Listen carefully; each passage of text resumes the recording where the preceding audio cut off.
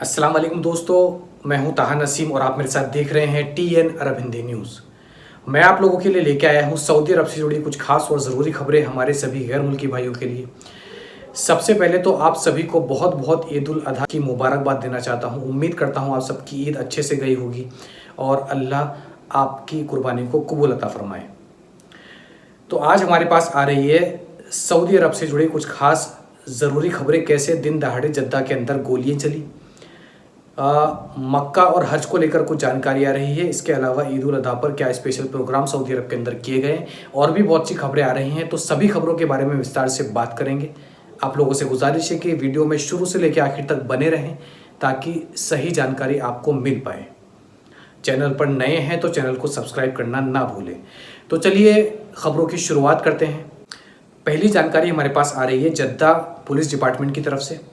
Jeddah police department के एक officer ने ये जानकारी दी है, जिसमें उसने यह बताया कि जद्दा के अंदर जो यूएस कंसुलेट की बिल्डिंग मौजूद है, यूएस एम्बेसी से रिलेटेड, उस बिल्डिंग के बाहर एक शख्स आकर रुकता है और वह शख्स उस बिल्डिंग के बाहर अपनी गाड़ी पार्क करता है और जब वो गाड़ी से बाहर निकला तो हथियार के साथ बाहर निकला।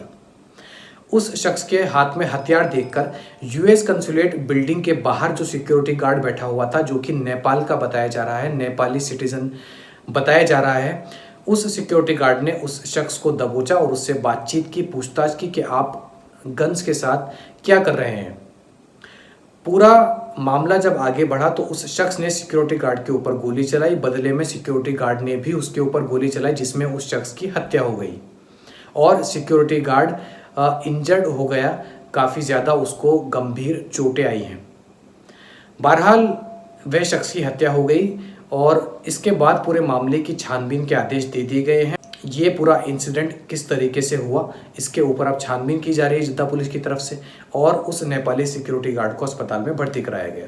अगली जानकारी हमारे पास आ रही है सऊदी मिनिस्ट्री ऑफ कॉमर्स की तरफ से, जिन्होंने ईद उल अधा के मौके पर 72 मिलियन से ज़्यादा फूड आइटम्स हज यात्रियों के लिए प्रोवाइड किए, उनको दिए गए। इन फूड आइटम्स में जूसेस, वाटर बोटल्स और प्रॉपर मील यानी कि खाना जो होता है, इसके अलावा दूध, दही और भी कई सारी पैकेज्ड खाने के जो ट्रक्स थे वो मीना के अंदर प्रोवाइड किए गए और ईद उल अधा से पहले भी मुज़दलिफ़ा और आरफा में लगभग 13 मिलियन से ज़्यादा खाना जो है डिस्ट्रीब्यूट किया गया।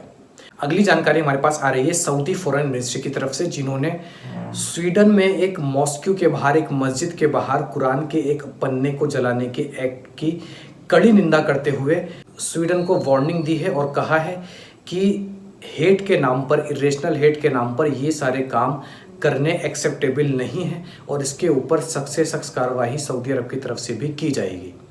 पूरा मामला आ रहा है स्वीडन की तरफ से।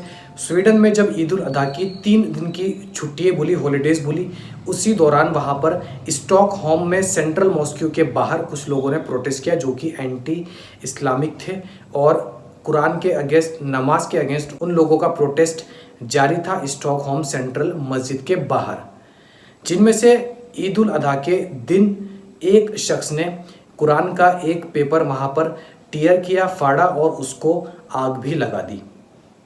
वहीं दूसरे 100 से ज़्यादा लोगों ने वहाँ पर जब ये खड़े होकर पूरा इंसिडेंट देखा तो उन्होंने इसकी कड़ी निंदा करते हुए प्रोटेस्ट जारी किया और अल्लाह अकबर के नारे भी लगाए।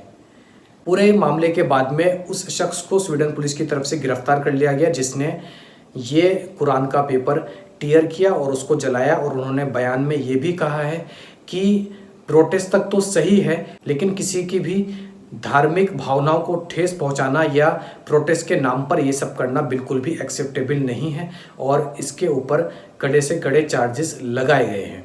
वहीं जब उस शख्स ने कुरान का पन्ना फाड़ा और जलाया तो दूसरे ग्रुप के लोगों ने वहाँ पर पत्थरबाजी भी की, जिनमें से पुलिस ने पत्थर फेंकने वाले लोगों को भी गिरफ्तार किया है। इस पूरे मामले के ऊपर तुर्की की तरफ से बयान आया है और उन्होंने इस पूरे मामले की कड़ी निंदा करते हुए स्वीडन को वार्न किया है। इस पूरे मामले के ऊपर आपकी क्या राय है वो आप हमें कमेंट बॉक्स में लिखकर ज़रूर बता सकते हैं। अगली खबर हमारे पास आ रही है सऊदी इस्लामिक अफेयर्स की तरफ से। किंग सलमान के बुलावे पर हर साल सऊदी इस्लामिक अफेयर्स की तरफ से अलग अलग देशों से ऐसे लोगों को बुलाया जाता है जो लोग या तो किसी हादसे में शहीद हुए या जंग में शहीद हुए या फिर अर्थक्वेक वगैरह से अफेक्ट हुए, उनके परिवार का खर्च और उन लोगों की फैमिलीज़ को हज के लिए बुलाया जाता है, जिसका पूरा एक्सपेंस, पूरा खर्चा किंग सलमान की तरफ से उठाया जाता है। इस साल बताया जा रहा है कि लगभग 4,965 फैमिलीज़ का खर्चा जिन्होंने हज किया, उनका टोटल एक्सपेंस किंग सलमान की तरफ से उठाया गया, जिसमें से 100 सऊदी और फ़िलिस्तीन फैमिलीज़ भी शामिल हैं। इसके अलावा सीरिया, तुर्की और अलग अलग 92 कंट्रीज़ से कुछ लोग आए, यानी कि टोटल 92 अलग अलग देशों से लोगों को बुलाया गया। रॉयल इनविटेशन उनको भेजा गया किंग सलमान की तरफ से, और उनका पूरा जो हज का एक्सपेंस है वो भी किंग सलमान की तरफ से उठाया गया, प्लस उनकी जो फैमिली की नीड्स है वो भी किंग सलमान की तरफ से उनकी आर्थिक मदद की गई।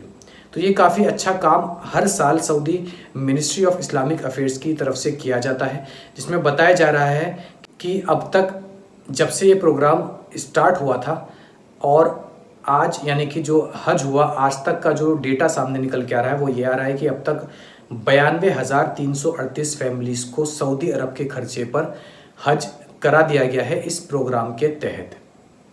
तो ये थी आज की कुछ खास और ज़रूरी खबरें सऊदी अरब से जुड़ी हुई। ऐसी ही खबरें मैं आप लोगों के लिए डेली लेकर आता हूँ। आपके मन में कोई भी सवाल आता है किसी भी सऊदी अरब के रूल को लेकर जो कि वर्करों के लिए होते हैं, वो चाहे नकल कफ़ाला के मुतालिक हो, पासपोर्ट के मुतालिक हो, वीज़ा के मुतालिक हो, या किसी भी समस्या में आप फंसे हों, तो आप हमसे कमेंट बॉक्स में लिखकर अपना सवाल ज़रूर पूछ सकते हैं। हम आपके सवाल का सही जवाब देने की पूरी कोशिश करेंगे। वीडियो पसंद आई हो तो वीडियो को लाइक भी कर दें और चैनल को सब्सक्राइब भी कर दें। मैं ताहा नसीम अब आपसे इजाज़त चाहता हूँ। इंशाअल्लाह कल आपसे फिर मुलाकात होगी मज़ीद खबरों के साथ। तब तक अपना ख्याल रखें।